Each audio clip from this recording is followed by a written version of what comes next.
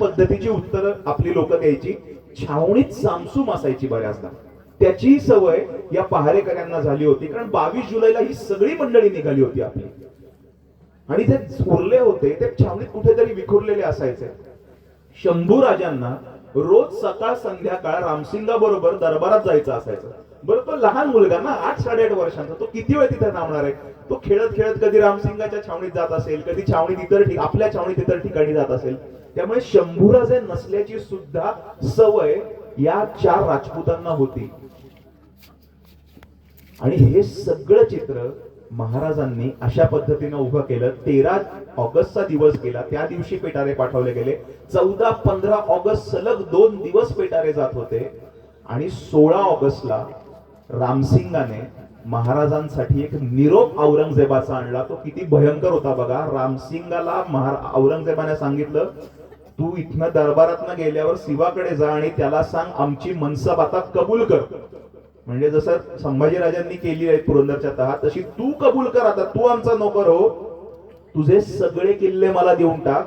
आणि सगळ्यात महत्वाचा शेवटची आज्ञा औरंगजेबाने दिली होती, ती मला असं वाटतं फार भयंकर होती.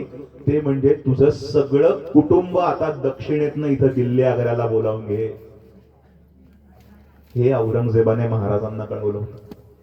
महाराजांनी शांतपणे विचार केला आणि लगेच थोड्या वेळाने उत्तर पाठवलं की एकदा आम्हाला आमच्या मुलखात जाऊ द्या, म्हणजे मग चाकरी कशी करायची याचा आम्ही विचार करू, किल्ले द्यायचे का नाही याचा विचार करू. म्हणजे महाराजांनी सुद्धा एका प्रकारे निर्वणीच उत्तर पाठवले औरंगजेबाला की आम्हाला आमच्या मनाप्रमाणे वागू द्या.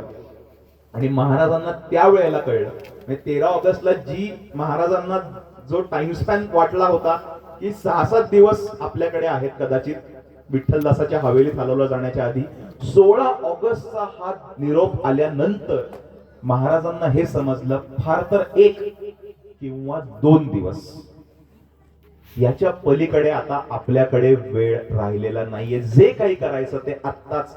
आणि 17 ऑगस्ट हा दिवस उजाडला. श्रावण वद्य द्वादशी, शालिवाहन शके 1588, पराभव नाम संवत्सर, या दिवशी शुक्रवार होता. महाराजांची तब्येत सकाळपासूनच बिघडलेली होती. मित्रांनो, आता ते योगायोगाने घडलं असेल असं वाटतं, कारण गुरुवारी हा निरोप आला औरंगजेबाचा मनसब कबूल कर वगैरे. दुसऱ्या दिवशी नेमका शुक्रवार होता. या दिवशी मुघल प्रशासनाला सुट्टी असायची. आग्र्यातले बाजार सुद्धा बंद असायचे. पहाऱ्यात सुद्धा ढिलाई असायची बऱ्यापैकी, कारण सैनिकांना काही सुट्टी असायची. या दिवशी शंभूराजांना रामसिंगा बरोबर दरबारात जायचं नव्हतं.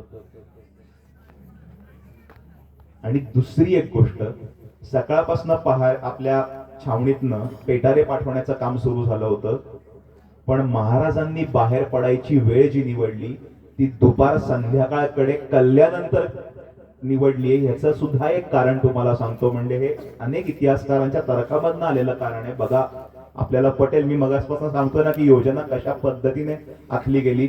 आता एक थोडस वेगळं सांगतो की पन्हाळा ते पावनखिंडीच्या योजनेचा सांगताना सारंग म्हणतो की अनेक प्लॅन्स तयार केले गेले असतील ना, कसं बाहेर पडायचं. आपल्याला तोच प्लॅन कळलाय जो एक्झिक्यूट झालाय. पन्हाळ्यावर काय ठरलं, कदाचित 10 प्लॅन्स तयार असतील. आपण 350 वर्षांनंतर आपला प्रॉब्लेम असा आहे किंवा आपल्याकडे फक्त तेवढा चालाय जो एक्झिक्यूट झाला. तसं महाराजांनी आग्र्यातनं बाहेर पडताना पण काही योजना तयार करून ठेवल्या असतील, plan A, plan B, plan C, plan D, plan E.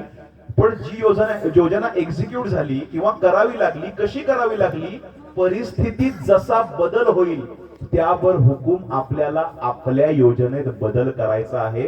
आणि ते महाराजांनी केलं. शुक्रवार महाराजांना मिळाला आणि तेही दुपारची वेळ महाराजांनी निवडली. याचं कारण संध्याकाळच्या नमाजाला स्वतः बादशाह किल्ल्यातनं मशिदीत जायचा. आणि जेव्हा बादशाह किल्ल्यातनं मशिदीत जायचा त्यावेळेला रस्त्यावरचे पहारेकरी यांना तिकडनं त्या मशिदीच्या रस्त्यावर डिप्लॉय केलं जायचं, कारण तिकडे गडबड असायची. त्यामुळे रस्त्यावर वर्दळ जवळपास नव्हती. दुपारच्या नंतर 2 पेटारे महाराजांच्या निवासस्थानात आणले गेले. महाराज त्यात बसले.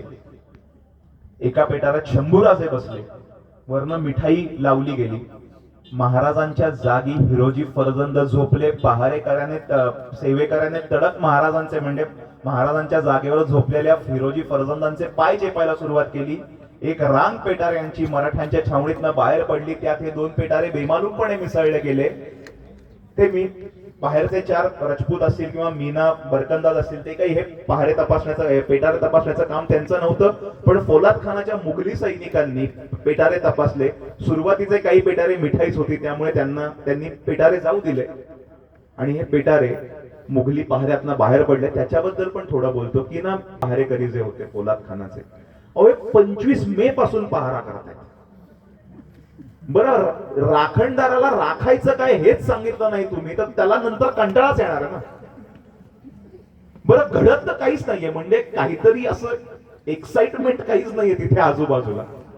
बरं, ते जे काही चाललंय ते पत्रव्यवहार चाललाय रामसिंगाचा, शिवाजी महाराजांचा, औरंगजेबाचा. त्यामुळे तेही कंटाळे असणार आहे. बरं, हे अचानक ही स्कीम निघाली मराठ्यांची मिठाई पाठवायची.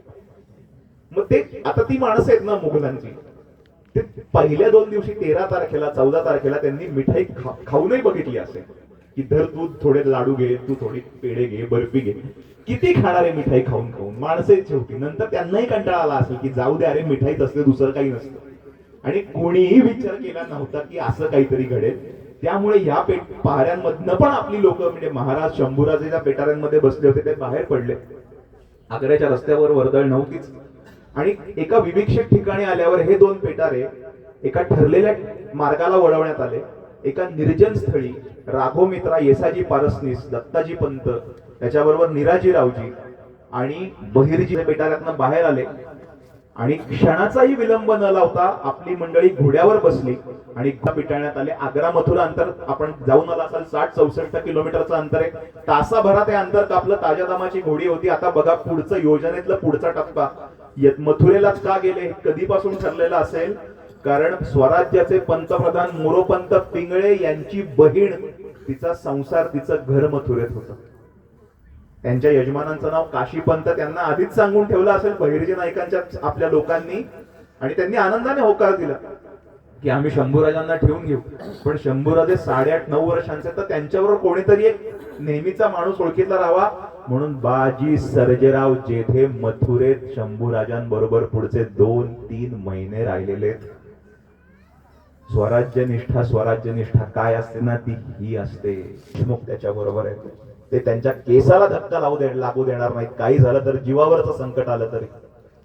आणि काशीपंतांना सांगितलं तुम्ही एवढी कामगिरी करा, तुमचं सगळं नीट चालू. आणि पुढे भरपूर मोठा त्यांना इनाम दिलाय महाराजांनी. इथे राजगडावर आलेत ते लोक सगळे. आणि महाराज आता घरातनं बाहेर पडत असतील. एक वडील म्हणून महाराजांना काय वाटलं असेल.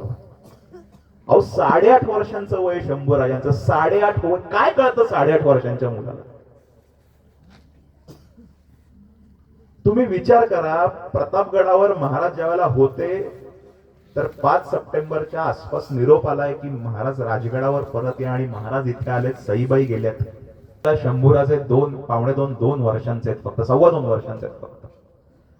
आणि काय म्हटले असतील महाराज शेवटी सईबाईंना शेवटच्या क्षणाला. कदाचित हे म्हणाले असतील की सई, शंभूला मी तळहाताच्या फोडाप्रमाणे जपेन, तू इथे घुटमळू नकोस. आणि ते असं पणाला लावून आलेत महाराज मथुरेत. पुढे काय होणार आहे कोणालाच माहित नाही. पण ती जोखीम घेणं महत्वाचं आहे. आणि दुसऱ्या बाजूला हा स्वराज्याचा 8.5 वर्षांचा युवराज आहे, ज्याला सगळं समजतंय की आता आपण शहाण्यासारखं वागलं पाहिजे. या 2-2.5 महिन्यांच्या काळात जेव्हा शिवाजी महाराज आणि संभाजीराजे